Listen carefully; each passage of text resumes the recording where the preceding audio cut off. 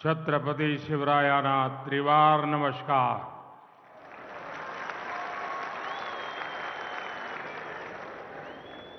महाराष्ट्र के राज्यपाल श्रीमान रमेश बैस जी, यहाँ के कर्मठ मुख्यमंत्री श्रीमान एकनाथ शिंदे जी,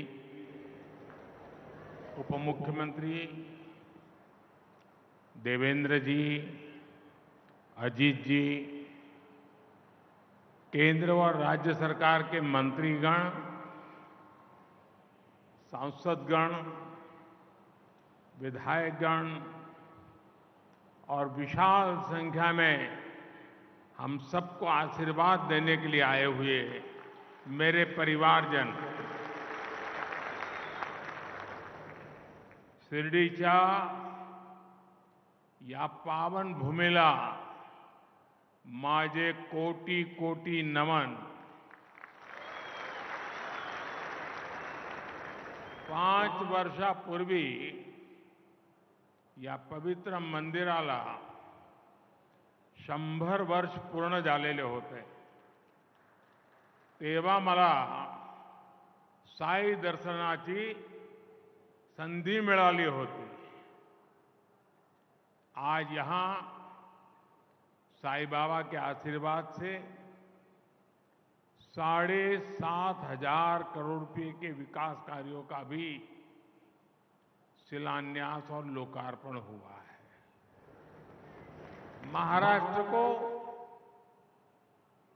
5 दशक से जिस नीलवंडे डैम का इंतजार था, वो काम भी पूरा हुआ है और मेरा सौभाग्य है कि मुझे अभी वहां जल पूजन का सौभाग्य मिला। आज मंदिर से जुड़े जिन प्रोजेक्ट्स का लोकार्पण हुआ है, उनका शिलान्यास करने का अवसर भी मुझे ही मिला था। दर्शन क्यू प्रोजेक्ट ये पूरा होने से देश भर के और विदेश के भी श्रद्धालुओं को बहुत आसानी होगी। साथियों, आज सुबह ही मुझे देश के एक अनमोल रत्न वारकरी संप्रदाय के वैभव हरिभक्त बाबा महाराज सातारकर के वैकुंठ गमन का दुखद समाचार मिला। उन्होंने कीर्तन प्रवचन के माध्यम से जो समाज जागरण का काम किया, वो आने वाली पीढ़ियों को सदियों तक प्रेरणा देगा। उनका बात करने का सरल तरीका, उनकी प्रेम पूर्वक वाणी, उनकी शैली लोगों का मन मोह लेती थी। उनकी वाणी में जय जय राम कृष्ण हरि भजन का अद्भुत ही प्रभाव हमने देखा। मैं बाबा महाराज सातारकर जी को भावभीनी श्रद्धांजलि अर्पण करता हूं। मेरे परिवारजनों, देश को गरीबी से मुक्ति मिले,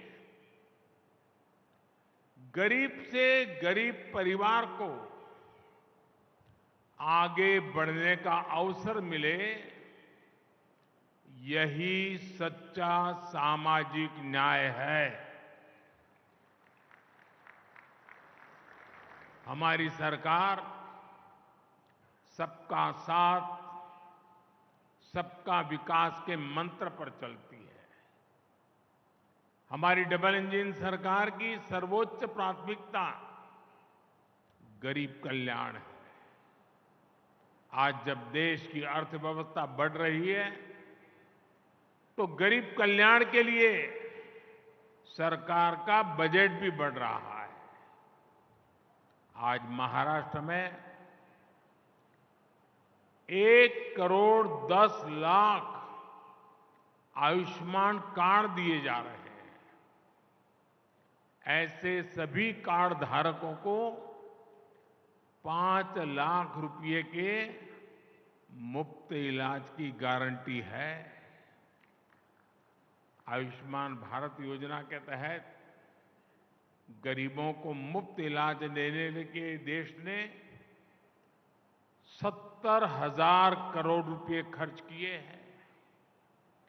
गरीबों को मुफ्त राशन की योजना पर भी देश 4 लाख करोड़ रुपए से ज्यादा खर्च कर चुका है। गरीबों के घर बनाने के लिए भी सरकार ने 4 लाख करोड़ रुपए खर्च किए हैं। ये भी 2014 से पहले के 10 वर्षों की तुलना में करीब 6 गुना अधिक है।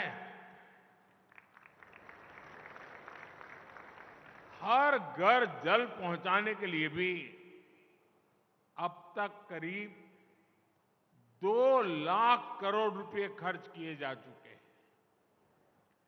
पीएम स्वनिधि योजना के जरिए रेहड़ी, ठेले, फुटपाथ पर दुकान लगाने वाले साथियों को हजारों रुपए की मदद मिल रही है। अभी सरकार ने एक और नई योजना शुरू की है, पीएम विश्वकर्मा। इससे सुथार, सुनार, कुम्हार, मूर्तिकार ऐसे लाखों परिवारों को पहली बार सरकार से मदद सुनिश्चित हुई है। इस योजना पर भी 13,000 करोड़ रुपए से ज्यादा खर्च किए जा रहे हैं। अभी मैं सारे इतने आंकड़े बता रहा हूं, लाखों करोड़ों के आंकड़े बता रहा हूं। 2014 के पहले भी आप आंकड़े सुनते थे, लेकिन वो आंकड़े क्या होते थे? इतने लाख का भ्रष्टाचार, इतने करोड़ का भ्रष्टाचार, इतने लाख करोड़ का घपला। अब क्या हो रहा है? इतने लाख करोड़ इस काम के लिए खर्च किए गए, इतने लाख करोड़ इस काम के लिए। मेरे परिवारजनों, आज के कार्यक्रम में बड़ी संख्या में हमारे शेतकरी साथी भी मौजूद हैं। मैं सबसे पहले उन बालिकाओं को बहुत बहुत अभिनंदन करता हूं जिन्होंने अभी हमारे सामने हमारे शेतकरी समाज को संदेश देने के लिए धरती कहे पुकार का एक बहुत अच्छी नाटिका प्रस्तुत की। आप जरूर उसमें से संदेश लेकर के जाएंगे। मैं उन सभी बेटियों को बहुत बहुत बधाई देता हूं।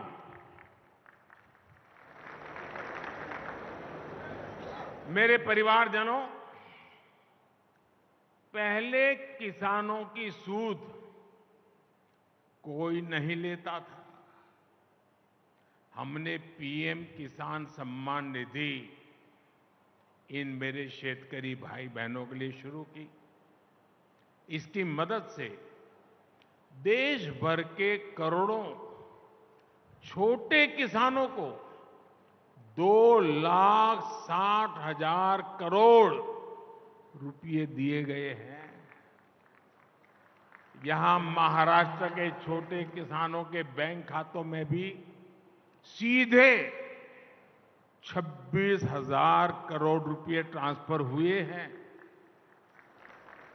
मुझे इस बात की खुशी है कि महाराष्ट्र सरकार ने नमो शेतकरी महासम्मान निधि योजना शुरू की है। इसके तहत महाराष्ट्र के शेतकरी परिवारों को 6,000 रुपये और अतिरिक्त दिए जाएंगे।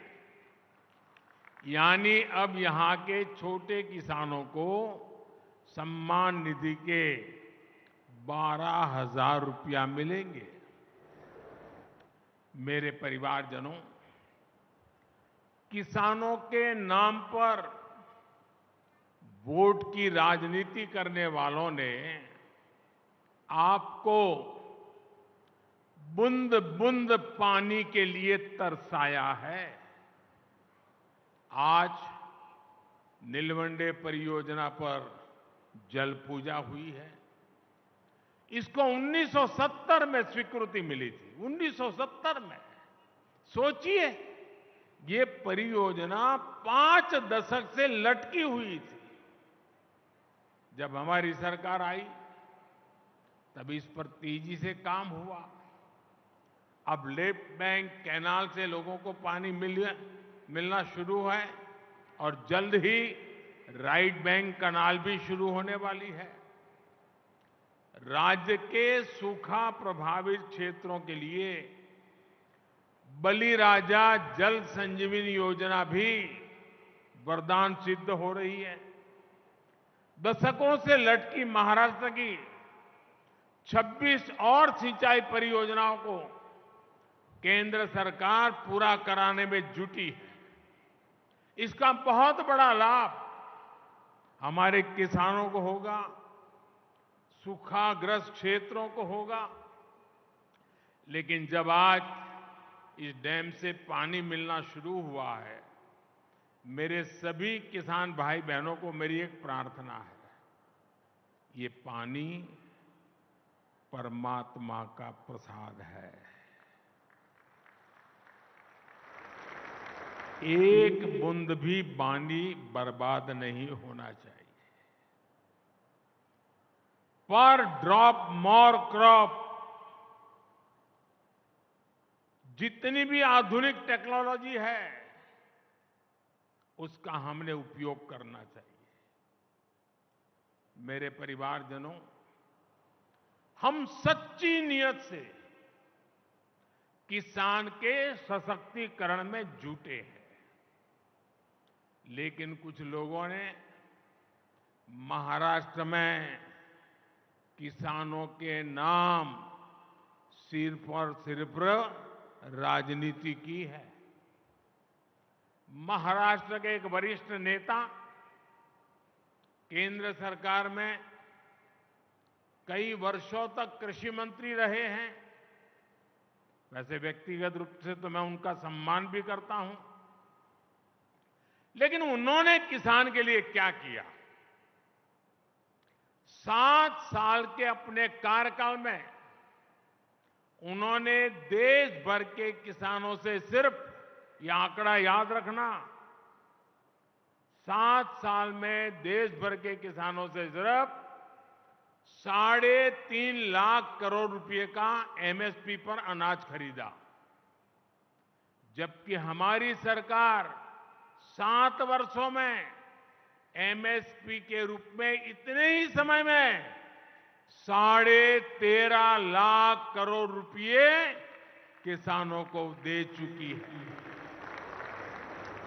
2014 से पहले दलहन और तिलहन ये किसानों को सिर्फ 500-600 करोड़ रुपए की खरीद एमएसपी पर होती थी। 500-600 करोड़।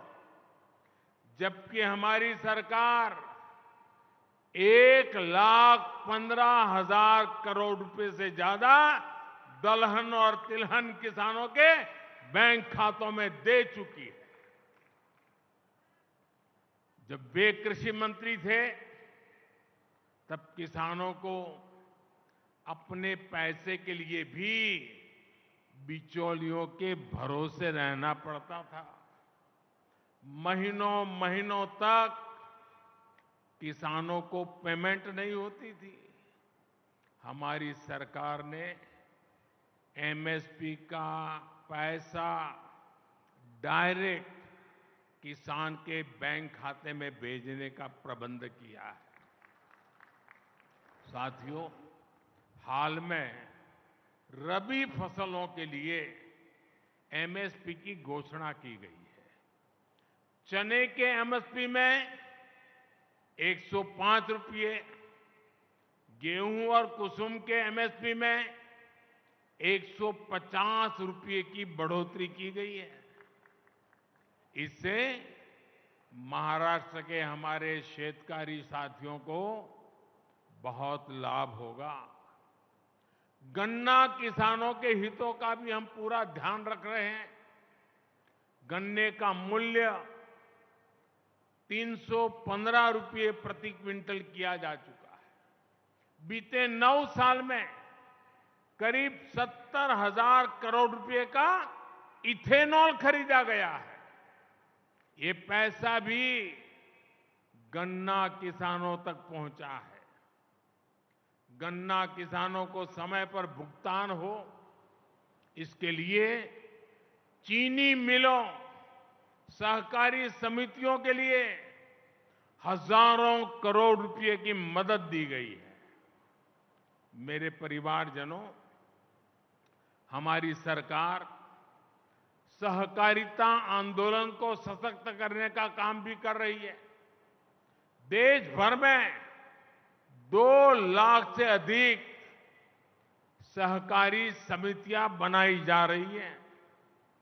देश के किसानों को भंडारण की, कोल्ड स्टोरेज की अधिक सुविधाएं मिले, इसके लिए भी सहकारी समितियों को, पैक्स को मदद दी जा रही है। छोटे किसानों को एफपीओज यानी किसान उत्पादक संघों के माध्यम से संगठित किया जा रहा है। सरकार के प्रयास से अभी तक देश भर में 7,500 से अधिक एफपीओ भी बन चुके हैं। मेरे परिवारजनों, महाराष्ट्र अपार सामर्थ्य और अनगिनत संभावनाओं का केंद्र रहा है। जितना तेज महाराष्ट्र का विकास होगा, उतनी ही तेजी से भारत विकसित होगा। कुछ महीनों पहले मुझे मुंबई और शिरडी को कनेक्ट करने वाली वंदे भारत ट्रेन को हरी झंडी दिखाने का अवसर मिला था। महाराष्ट्र में रेलवे के विस्तार का ये सिलसिला लगातार जारी है। जलगांव से भुसावल के बीच तीसरी और चौथी रेल लाइन शुरू होने, मुंबई हावड़ा रेल रूट पर आवाजाही आसान होगी। इसी तरह सोलापुर से बोरगांव तक 4 लेन रोड के निर्माण से पूरे कोंकण क्षेत्र की कनेक्टिविटी बेहतर होगी। इससे उद्योगों को तो फायदा होगा ही, गन्ना, अंगूर और हल्दी किसानों को भी लाभ होगा। ये कनेक्टिविटी सिर्फ ट्रांसपोर्ट का नहीं, बल्कि प्रगति और सामाजिक विकास का भी नया रास्ता बनाएगी। एक बार फिर आप इतनी बड़ी तादाद में आशीर्वाद देने आए, मैं हृदय से आप सबका बहुत बहुत आभार व्यक्त करता हूं। और आओ हम मिलकर के 2047 2047 जब आजादी के 100 साल होंगे, दुनिया में भारत का नाम विकसित भारत के रूप में होगा। ये संकल्प लेकर के चले। बहुत बहुत धन्यवाद।